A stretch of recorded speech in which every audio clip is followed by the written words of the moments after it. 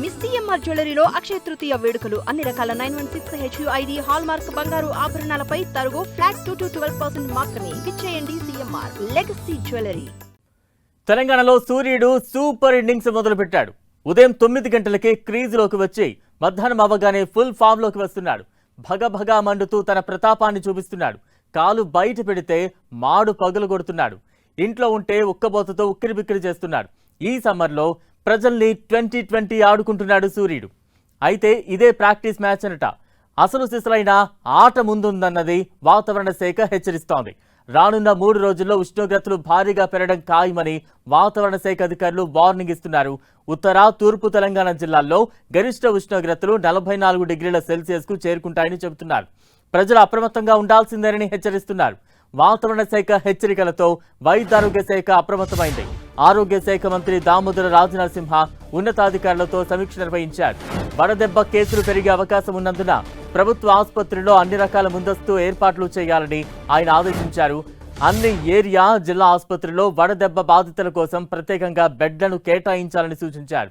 ORS ప్యాకెట్లు, ivy fluids, అలాగే అవసరమైన అత్యవసర మందులను అందుబాటులో ఉంచాలన్నారు. బాధితులు ఆసుపత్రికి వచ్చిన వెంటనే ఎటువంటి జాప్యం లేకుండా చికిత్స అందించేలా సిబ్బందిని అప్రమత్తం చేయాలని మంత్రి సూచించారు.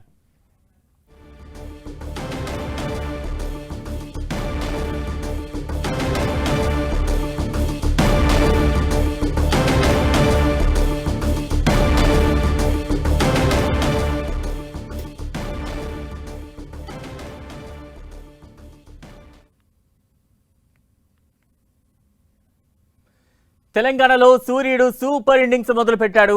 ఉదయం 9 గంటలే క్రీజ్లోకి వచ్చి మధ్యాహ్నం అవ్వగానే ఫుల్ ఫామ్లోకి వస్తున్నాడు. భగభగా మండుతూ తన ప్రతాపాన్ని చూపిస్తున్నాడు. కాలు బయట పెడితే మాడు పగలగొడుతున్నాడు. ఇంట్లో ఉంటే ఉక్కబోతతో ఉక్కిరిబిక్కిరి చేసేస్తున్నాడు. ఈ సమ్మర్లో ప్రజల్ని 2020 ఆడుకుంటున్నాడు సూర్యుడు. అయితే ఇదే ప్రాక్టీస్ మ్యాచ్ అట.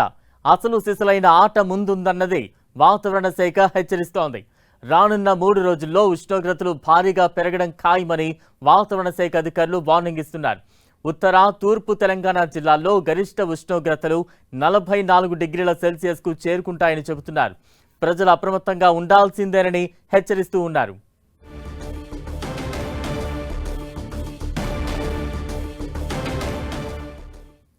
వాతావరణ శాఖ హెచ్చరికలతో వైద్యారోగ్య శాఖ అప్రమత్తమైంది.